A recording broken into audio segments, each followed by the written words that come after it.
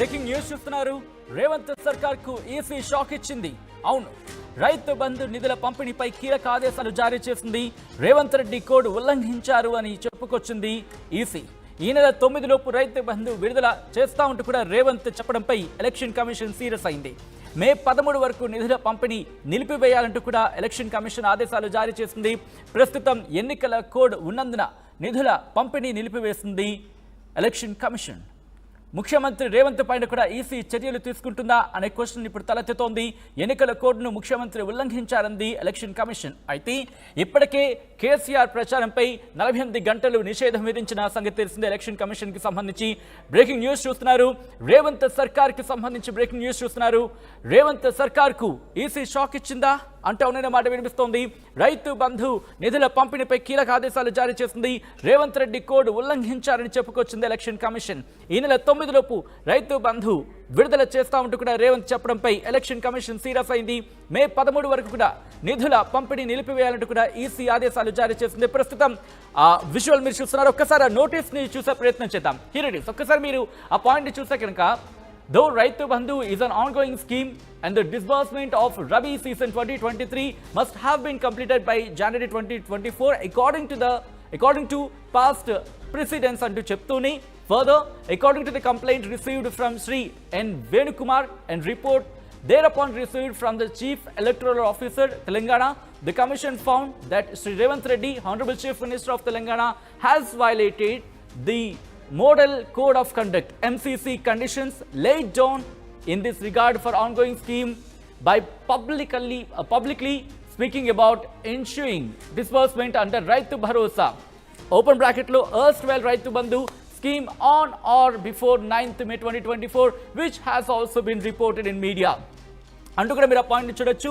ఆ తర్వాత పాయింట్ కనుక చూస్తే అంటే 9వ తారీఖున దీన్ని పంచుతారు అనే అంశానికి సంబంధించి మీడియాలో కూడా దీనికి సంబంధించి ప్రస్తావన వచ్చిందంటూ కూడా ఆ పాయింట్ని నోట్ చేస్తూనే ఆ కింద అంటే 5వ పాయింట్ కనుక మీరు గమనిస్తే, in the above premise and clear violation of model code of conduct by Shri Revanth Reddy, president Telangana Pradesh Congress committee TPCC and the star campaigner and chief minister, the commission has directed the disbursement of balance installment under the Raitu Bharosa scheme for Rabi season 2023 will be effected only after completion of poll in the state of Telangana 13/5/2024. అంటే 13/5/2024 తర్వాత మాత్రమే దీని పంపకాలకు సంబంధించి చేయాలంటూ కూడా ఆదేశాలు జారీ చేసింది. The decision of the commission shall be communicated to the government of Telangana immediately and compliance report be submitted to the commission by 5 PM on 7th May 2024 అంటూ చెప్తున్న పరిస్థితి. దీనికి సంబంధించి అప్డేట్స్ తెలుసుకుందాం. మా ప్రతినిధి మధు అప్డేట్స్ అందించేందుకు లైవ్ లో జాయిన్ అవుతున్నారు. మధు, రైతు బంధుకి సంబంధించి ఇప్పుడు ఎలక్షన్ కమిషన్ ఆదేశాలు జారీ చేసిన పరిస్థితి చూసాం.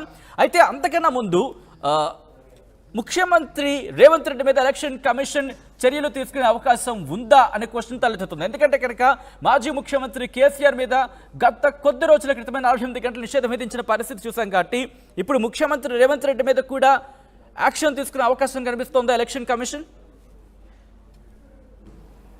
ఎగ్జాక్ట్లీ, నిజంగానే ఈసీ చాలా దూకుడుగా వ్యవహరిస్తూ ఉంది. ఎన్నికల నియమావళి ఎవరు ఉల్లంఘించినా వారిపైన చర్యలు తీసుకుంటుంది. ఎందుకంటే గతంలోనే రైతు భరోసా పేరిట పెట్టుబడి సాయం కింద 5 ఎకరాల లోపు ఉన్నటువంటి వారికి పెట్టుబడి సాయం అందించింది రాష్ట్ర ప్రభుత్వం. దఫాలుగా మొదట ఎకరం నుంచి ప్రారంభించి 5 ఎకరాల లోపు ఉన్నటువంటి వారికి కొంత షెడ్యూల్ వైజ్గా ప్రభుత్వం నిర్ణయించుకున్న షెడ్యూల్ వైజ్గా డైరెక్ట్గా వారి నగదును ఆన్లైన్ ట్రాన్స్ఫర్ ద్వారా వారి అకౌంట్లోకి జమ చేసింది ఈ ప్రభుత్వం గత కొన్ని రోజుల క్రితం. కానీ ఎన్నికల ముంగట ఈ రాష్ట్ర ప్రభుత్వం ఏర్పాటైన తర్వాత కొంచెం కట్ ఆఫ్ పెట్టుకోవాలనేటువంటి ఆలోచన, తీవ్రమైనటువంటి చర్చ జరిగింది. క్యాబినెట్లో కూడా దీనిపైన విపరీతమైనటువంటి చర్చ జరిగింది. సో మొత్తానికి కట్ ఆఫ్ పెట్టాలనేటువంటి నిర్ణయం తీసుకోవడం జరిగింది. అంటే 5 ఎకరాల వరకే రైతులకు రైతు బంధు గత ప్రభుత్వం తీసుకొచ్చినటువంటి స్కీమ్ ఇప్పుడు పేరు మార్చారు. రైతు భరోసా స్కీమ్ పేరిట పెట్టుబడి సహాయం ఇవ్వాలి, మిగతా వారందరికీ నిలిపివేయాలనేటువంటిది ఈ ప్రభుత్వం సూత్రప్రాయంగా తీసుకున్నటువంటి నిర్ణయంగా డైరెక్ట్గా రాష్ట్ర మంత్రివర్గంలో ఉన్నటువంటి కొద్దిమంది ముఖ్యులు డైరెక్ట్గా ముఖ్యమంత్రి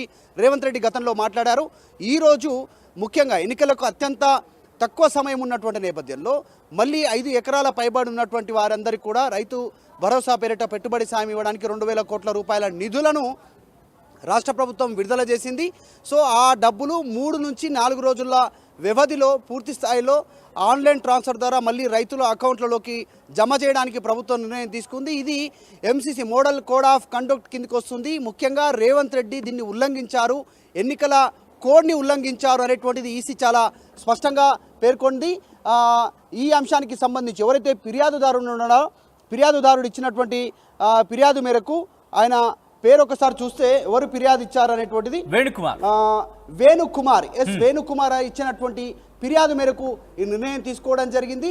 దాంట్లో ముఖ్యమంత్రిగా ఉన్నటువంటి రేవంత్ రెడ్డి ఒక పార్టీకి పిసిసి చీఫ్ అధ్యక్షుడిగా ఉన్నారు, పార్టీ రాష్ట్ర శాఖకి, దాంతోపాటు స్టార్ క్యాంపెయినర్గా ఉన్నారు. సో ఆయన వ్యాఖ్యలు ప్రభావితం చేసేలా ఉన్నాయి, ఎన్నికల కొన్ని ఉల్లంఘించేలా ఉన్నాయి.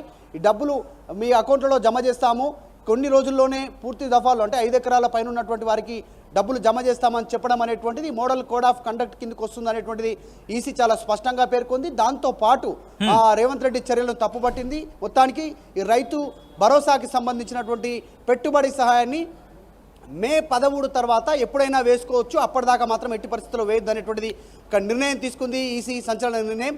దీంతో పాటు గత ప్రభుత్వం 5 సంవత్సరాల కాల వ్యవధిలో ఈ గత ప్రభుత్వం అప్పుడు రైతు బంధు పేరిట ఇచ్చినటువంటి పెట్టుబడి సహాయం నవంబర్ నుంచి జనవరి మధ్యలో ఇచ్చినటువంటి ఈ రబీ సీజన్కి సంబంధించినటువంటి విషయంలో వేసినటువంటి పెట్టుబడి సహాయం ఉంది. సో ఇప్పుడు ఎందుకు మే వరకు దీన్ని ఎక్స్టెండ్ చేశారు?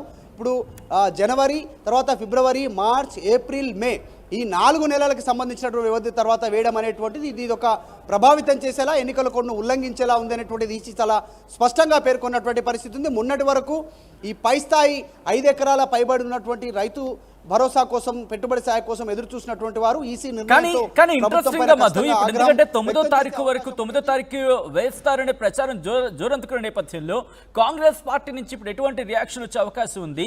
ఎలక్షన్ కమిషన్ కి డీటెయిల్ గా వివరించే అవకాశం కనిపిస్తుందా, లేకపోతే అంటే ఇలా కాంగ్రెస్ కి సంబంధించి ఎటువంటి వ్యూహంతో ముందుకు వెళుతోంది? ఎందుకంటే రైతు బంధు అనేది చాలా కీలకంగా మారే అవకాశం ఉంది కాబట్టి ఎన్నికలకు సంబంధించి కాంగ్రెస్ ఎటువంటి వ్యూహంతో వెళ్లే అవకాశం కనిపిస్తోంది? ఆల్ రైట్ మధు, ఒక్కసారి మీరు లైన్లో ఉండండి. రైతు బంధుకి సంబంధించి రేవంత్ రెడ్డి డైరెక్ట్ అయ్యారు, ఆయన ఏమన్నారు ఒకసారి చూద్దాం. రైతు బంధు గురించి చంద్రశేఖరరావు మాట్లాడుతుండు. మరి చంద్రశేఖరరావు మతుండు మాట్లాడుతుండో మందేసి మాట్లాడుతుండో నాకైతే అర్థం కాలే. వేసినాక దిగినాక మాట్లాడుతుండో వేసే ముందు మాట్లాడుతుండో. రైతు బంధు పథకం వేస్తలేరని ఓ సన్నాసోడా, సోయలేనోడా, చవట, దద్దమ్మ, దిక్కుమాలినోడా, దివాణగా నువ్వు దిగిపోయినాడు మా బట్టి విక్రమార్క గారి చేతిలో 7 లక్షల కోట్ల రూపాయల అప్పుతోని దివాలా తీసిన సంసారం మొత్తం దివాలా తీసి నెత్తి మీద 7 లక్షల అప్పు పెట్టినావు. ఇవాళ ఆల్రెడీ 69 లక్షల మంది రైతులుంటే 64 లక్షల మంది రైతులకు రైతు భరోసా పథకంలో వాళ్ళ ఖాతాల పైసలు వేసిండు. ఇక మిగిలింది 4 లక్షల మంది రైతులే.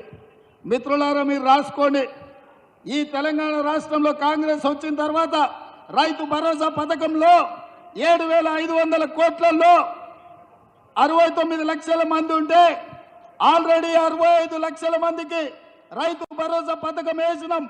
మిగతా 4 లక్షలకు ఈ నెల 8 తారీఖు లోపల ప్రతి చివరి రైతు వరకు ఆఖరి వరకు ఉన్న వాళ్ళకు అందరికీ రైతు భరోసా పథకాన్ని మిగిలిన బకాయిలను చెల్లించే బాధ్యత మాది. మే 9 తారీఖు నాడు అమరవీరుల స్తూపం ముందు చర్చ పెడతాం. అమరవీరుల స్తూపం సాక్షిగా ఈ రాష్ట్రంలో ఎవరికైనా, ఏ రైతుకైనా, అది ఖమ్మం కావచ్చు, కొత్తగూడెం కావచ్చు, ఆదిలాబాద్ కావచ్చు, అలంపూర్ కావచ్చు, అచ్చంపేట కావచ్చు, కొడంగల్ కావచ్చు, లేకపోతే మధిర కావచ్చు, ఏ రైతుకైనా ఈ నెల 9 తారీఖు లోపల ఏ